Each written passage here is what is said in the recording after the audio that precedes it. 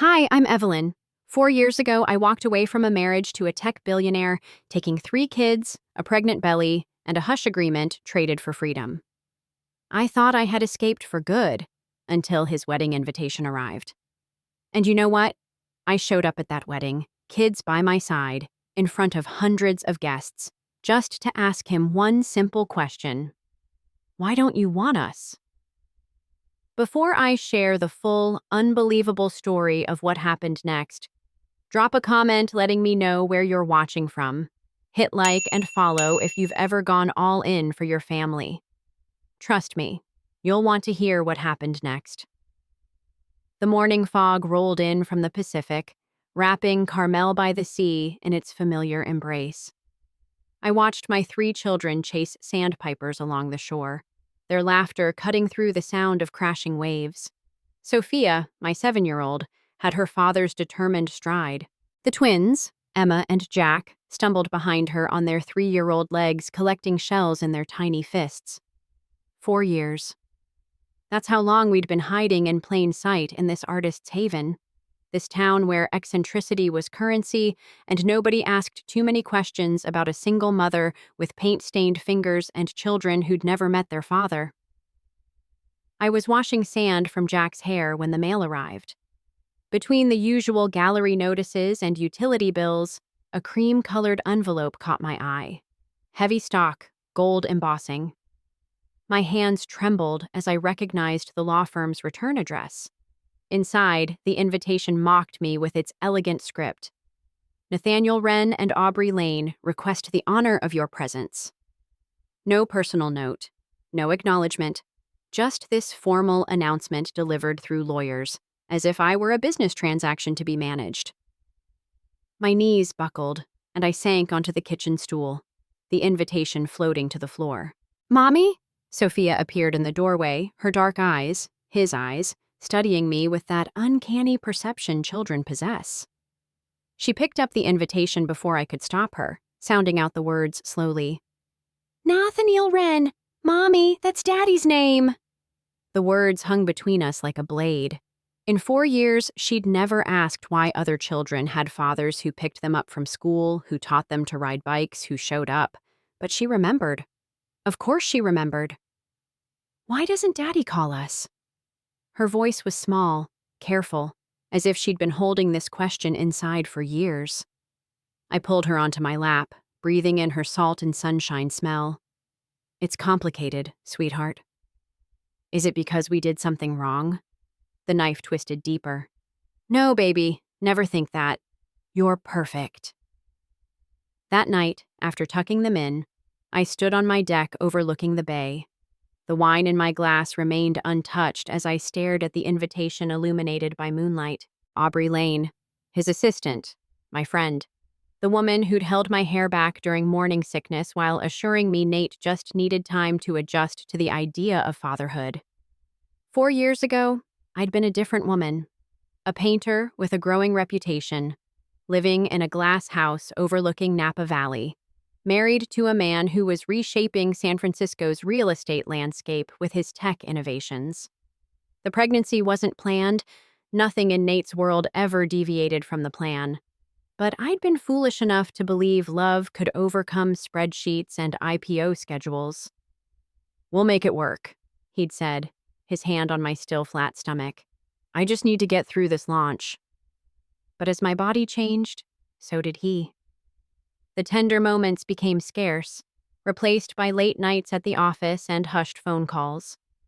Aubrey became his shadow, handling his life with an efficiency I'd once admired. She'd become my friend, or so I'd thought, sharing pregnancy tips and promising that Nate was just stressed about providing for his growing family.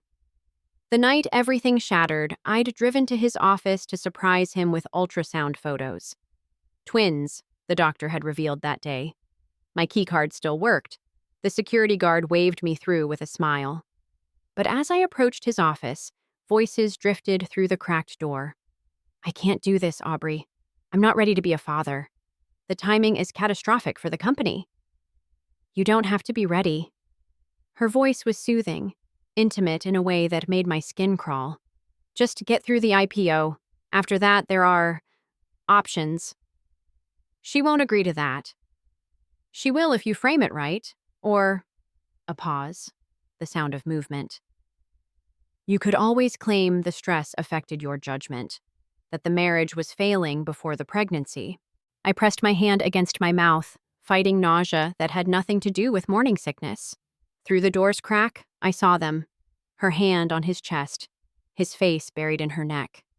Not kissing, but intimate in a way that spoke of practiced comfort. I left the ultrasound photos on his assistant's desk and drove home in a daze. By morning, Nate had papers drawn up. 10% of his company in exchange for my signature on a non-disclosure agreement and a promise to handle things quietly. He never even asked about the ultrasound. I signed with shaking hands, packed what would fit in my old Subaru, and drove south until I hit the Pacific. Carmel chose me as much as I chose it, a place where artists could disappear into their work and single mothers were just another shade of California normal. Now, staring at his wedding invitation, I understood the final insult. He was marrying her. The woman who'd helped him plan my exit was taking my place, and he hadn't even had the courage to tell me himself. The email arrived 3 days before the wedding. No subject line, no signature, just a video file and 7 words. He doesn't deserve your silence anymore. My hands shook as I clicked play. Grainy security footage, but clear enough. Nate and Aubrey in his office, dated 2 months before I left. This time there was no ambiguity, their bodies intertwined on his leather couch, the same one where we'd celebrated his first $1 million deal. My phone rang before the video finished. "Did you watch it?" Harper's voice was tight with controlled fury. My baby sister, the tech genius who'd channeled her rebellious streak into ethical hacking. "How did you—" "I've been monitoring him since you left, building a file. Did you know he's been telling investors you abandoned him? That you had postpartum psychosis and he's the victim?" I closed my eyes. "Harper, we can't. The NDA, fuck the NDA, Evie. Your daughter asked me last week why her daddy doesn't love her. She asked me because she didn't want to hurt you by asking again." The words hit like physical blows. I'd tried so hard to shield them, to build a world where their father's absence was just a fact, like the sky being blue or water being wet. But children know. They always know. "He's building his entire brand on being a family man," Harper continued. "This wedding is a PR stunt. Tech mogul finds love again after tragic first marriage. Meanwhile, his actual children are growing up thinking they're not worthy of his love. What do you want me to do? Show up. Give him one chance to acknowledge his children publicly. If he refuses—" She paused. "Well, San Francisco Chronicle might be very interested in how the city's most eligible bachelor abandoned 3 kids." I thought of Sophia's face when she'd seen her father's name. The careful way the twins had started asking why they only had 1 grandparent when their preschool friends had 4. The weight of carrying this secret, this shame that wasn't mine to bear. I can't put them through that circus. You're not putting them through anything. He did that the moment he chose his IPO over his family. You're just giving them the truth they deserve. That night, I sat in my studio, surrounded by 4 years of paintings. Abstract pieces full of blues and grays, shot through with violent reds. My pain laid bare on canvas. They'd sold well. Collectors loved the raw, emotional honesty, never knowing they were buying pieces of my broken heart.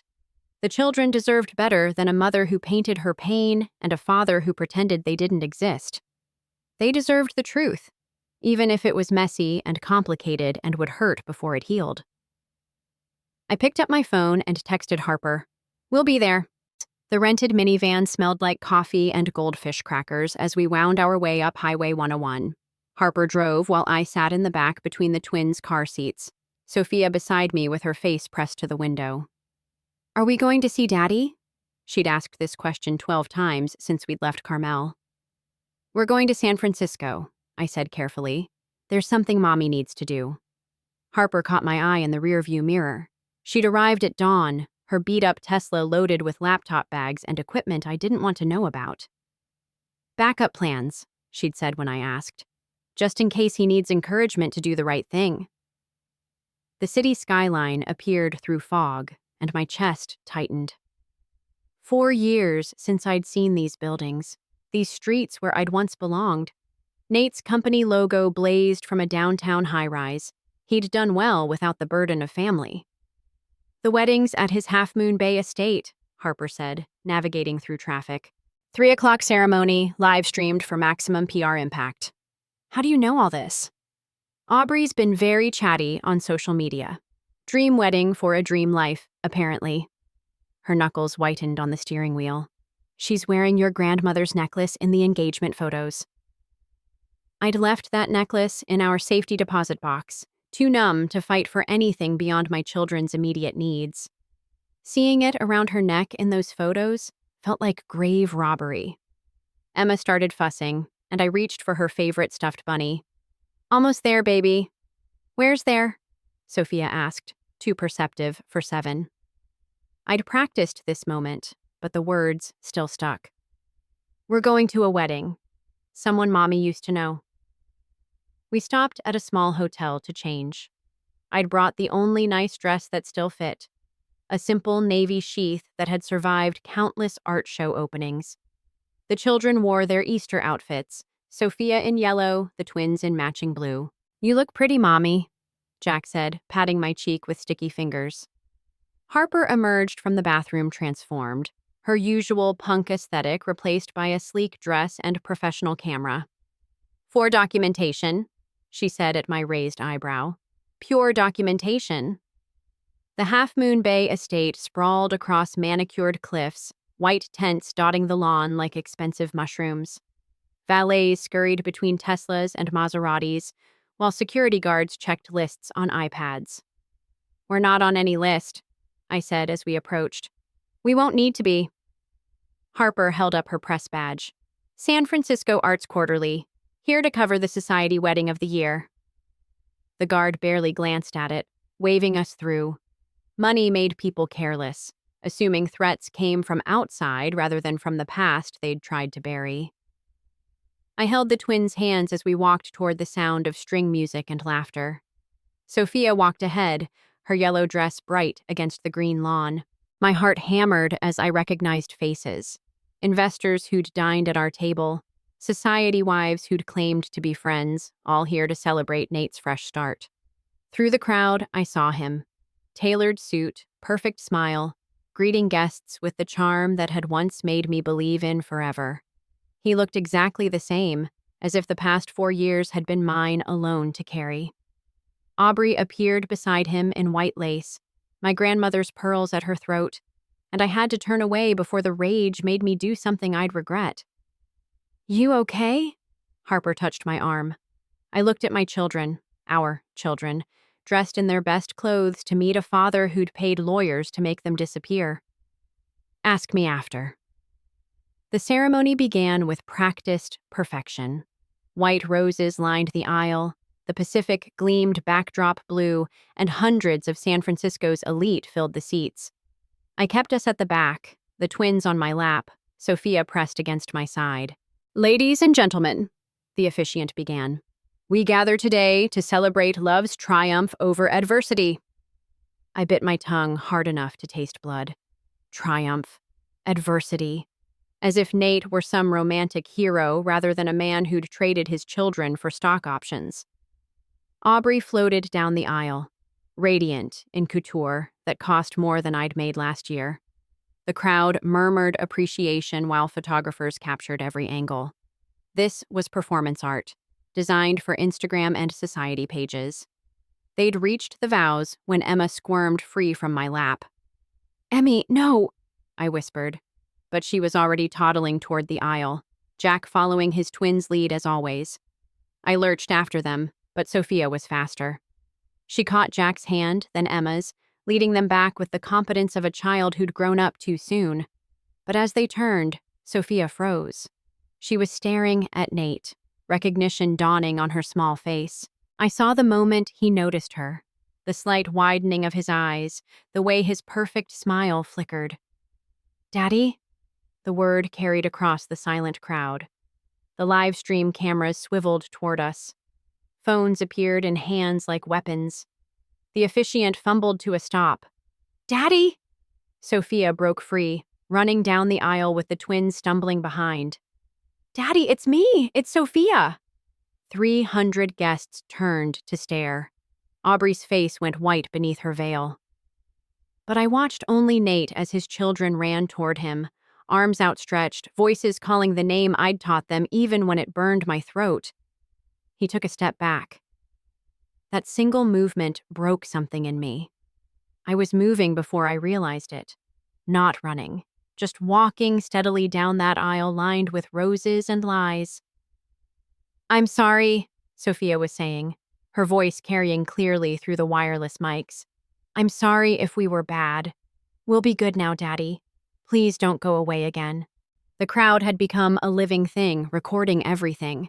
I heard Harper somewhere behind me, her voice carrying, "That's Nathaniel Wren's daughter, his actual daughter, from his first marriage." I reached my children as Sophia grabbed Nate's leg, the twins copying her. He stood frozen, looking at me with something between panic and rage. "Evelyn." My name was poison in his mouth. "Nathaniel." I kept my voice steady, calm.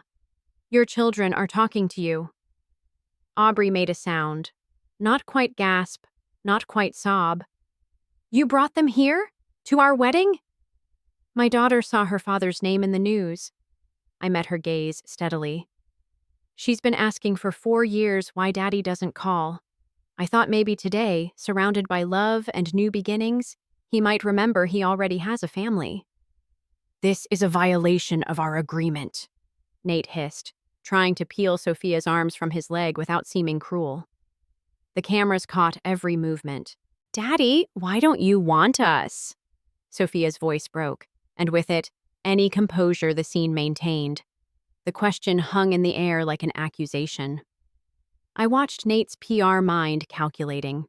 The live stream audience, the social media explosion already beginning.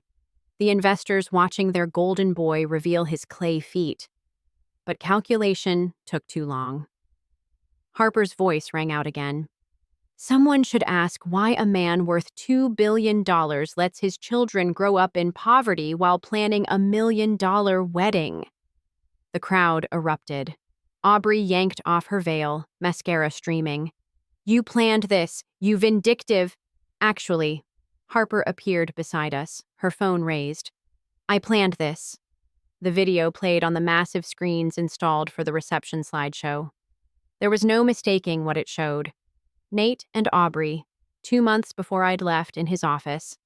The timestamp glowed accusingly in the corner. "Turn it off!" Nate lunged for the AV tent, but Harper had done her work too well. The video streamed simultaneously to every phone in the crowd, a viral bomb detonating in real time.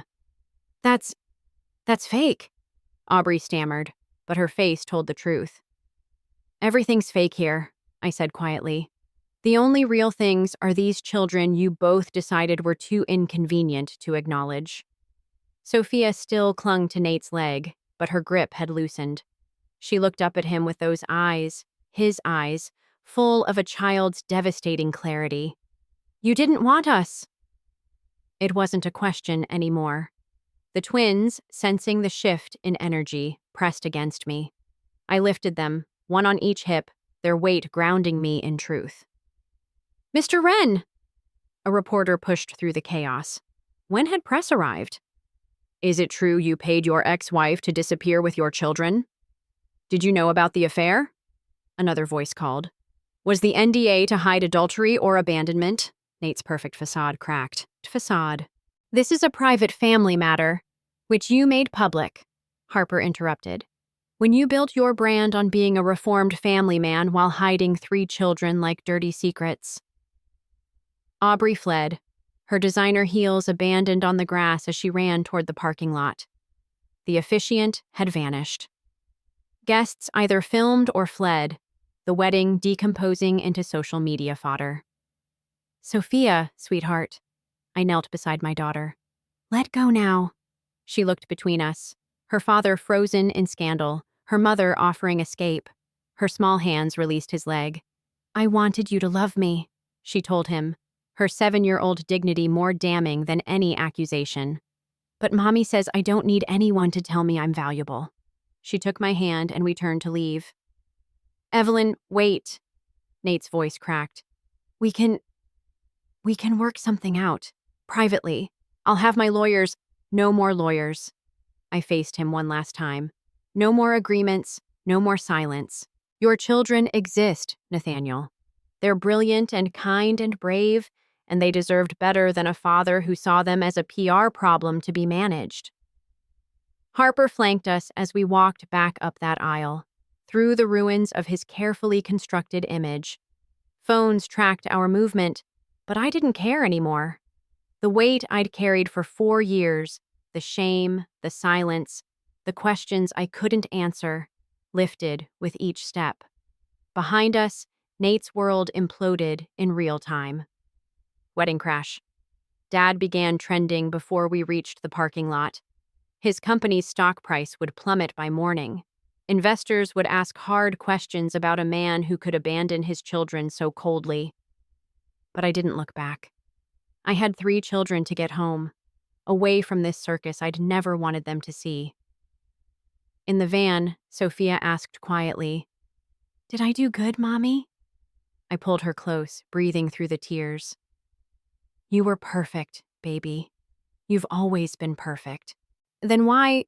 Because sometimes people are broken in ways that have nothing to do with us, and that's not our fault or our responsibility to fix. Harper drove us away from Half Moon Bay as the sun set, the Pacific swallowing another day. The twins fell asleep quickly, exhausted by confusion. But Sophia stayed awake, processing in that careful way of hers. "I don't think I want a daddy anymore," she said finally. My heart broke and mended in the same moment. "You have a family, sweetheart. You have me, Aunt Harper, your siblings. You have everyone who truly loves you." That's enough. That's everything. The motel room in Monterey felt like a bunker, Harper manning her laptop while I bathed sand from the twins' hair. We'd stopped at a beach to let them run off the chaos, to remember what normal felt like. "Evie, you need to see this." Harper turned her screen toward me. The internet had exploded. Wedding Crash Dad competed with Hatch Abandoned Heirs for trending status. News outlets ran with Tech Billionaire's Secret Family Crashes Society Wedding. Someone had already made a TikTok remix of Sophia asking, "Why don't you want us?" set to heartbreak music. "Turn it off." I focused on Emma's tangled curls. "I don't want to see." His company lost 30% value in after-hours trading. Harper couldn't hide her satisfaction. 3 major investors pulled out. Aubrey released a statement saying she was blindsided by deception. She knew. The words came out flat. She knew about the pregnancy, the children. She helped him plan my exit. My phone buzzed constantly. Unknown numbers, reporters, old friends suddenly concerned about my well-being. I turned it off and tucked the twins into bed, their faces peaceful in sleep. Sophia sat by the window, drawing in her sketchpad. She'd inherited my need to process through art, though her lines were steadier than mine had ever been. "What are you drawing?" She showed me, our family on the beach, 4 figures holding hands. No 5th person waiting in the wings or shadows. Just us. Complete. "Can we go home tomorrow?" she asked. "Yes, baby. First thing." Harper closed her laptop. Nate's lawyer called 6 times. Also, someone from Aubrey's camp wanting to coordinate stories. There's no story to coordinate. It's done. But I knew better. Men like Nate didn't accept public humiliation. There would be legal threats, custody claims, attempts to control the narrative. The silence I'd maintained for 4 years was broken, and he'd try to punish me for it. "Let him come." Harper read my thoughts. "I've got 4 years of documentation. Every missed birthday, every ignored milestone, every legal filing to keep them at distance. He can't rewrite history."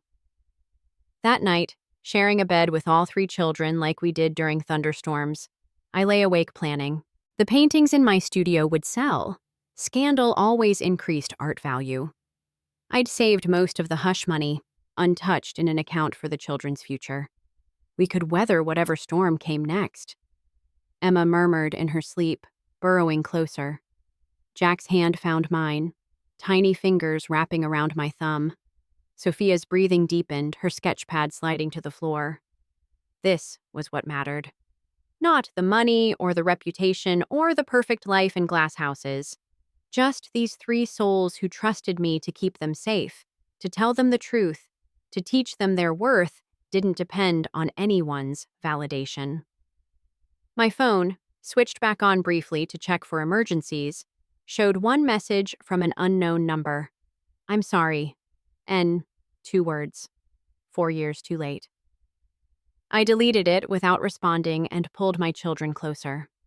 Tomorrow we'd drive home to Carmel, to our life by the sea where healing happened one day at a time. The world could gossip and judge and click their tongues. We had each other, and that was enough. It had always been enough. Carmel welcomed us back with morning fog and the cry of seagulls. The children ran through our cottage, reclaiming their spaces, the weekend's chaos already fading into adventure. Only Sophia lingered, helping me unpack with unusual quietness. Ms. Chen called, she said, mentioning her art teacher. Everyone saw the videos. My stomach clenched. Are you worried about school? She considered this with her father's analytical mind, the one gift from him I was grateful for. No, Madison's parents are divorced. Lots of kids don't have dads. I thought I was special. I pulled her onto the porch swing, the Pacific stretching endlessly before us. You are special. Not because your father is wealthy or because of what happened this weekend. You're special because of who you are. Your kind heart, your artist's eye, your protective spirit with the twins. But he still didn't want us. No, baby, he didn't. And that's his loss, not your failure. We swung in silence, watching pelicans dive for breakfast. The familiar rhythm of our life resumed. Lunch to make, laundry to fold, paintings to finish for next week's gallery showing. By afternoon, Harper had returned to San Francisco to monitor the situation. The internet had moved on to new scandals, though Nate's company continued hemorrhaging value. Aubrey had fled to her sisters in Seattle. The wedding venue was pursuing legal action for breach of contract and reputation damage. None of it touched us here. I set up my easel on the deck while the children played in the garden. For the first time in 4 years, the canvas didn't call for blues and grays. I mixed yellows, soft greens, the gentle purple of morning glories climbing our fence. Hope colors, healing colors. Mommy, look! Jack ran up, clutching a snail. Can we keep him? He has his own family to get back to, I said, helping him place it safely in the garden. But we can make him a nice home near the lettuce. The twins busied themselves building a snail sanctuary while Sophia practiced cartwheels on the lawn. This was our truth. Messy, imperfect, but honest. No glass houses or PR strategies, just love, stubborn and daily and enough. As sunset approached, I gathered them for our weekly ritual. Hot chocolate on the beach, watching the sun melt into the ocean. The twins chased waves while Sophia helped me spread the blanket. Mom? She used the shorter version now, shedding baby names like old skin. I'm glad we went. Are you? Yeah, now I know for sure. And I won't always wonder. She paused, wise beyond her years. Sometimes knowing a bad truth is better than hoping for a good lie. I pulled her close, this child who'd inherited her father's intelligence but somehow escaped his coldness. You're absolutely right. And we're okay? Even without him? I looked at our life, the cottage filled with art and laughter, the children secure in their worth, the ocean that had witnessed our rebirth, the bank account that would see them through college, the community that had embraced us without questions. We're more than okay, sweetheart. We're whole. The twins ran back, covered in sand, demanding their hot chocolate. We huddled together on our blanket, 4 figures against the vast Pacific, complete in ourselves. Tell us a story, Mommy, Emma demanded. About a princess, Jack added hopefully. I smiled, pulling them closer. How about a story about a queen who didn't need a king, who built her own kingdom by the sea with her 3 brave children, and they all lived? Happily ever after? Sophia supplied. No, I said softly. They lived truthfully ever after, and that was even better. The sun disappeared, but we stayed, wrapped in blankets and each other, until the stars came out to witness our small, perfect kingdom by the sea.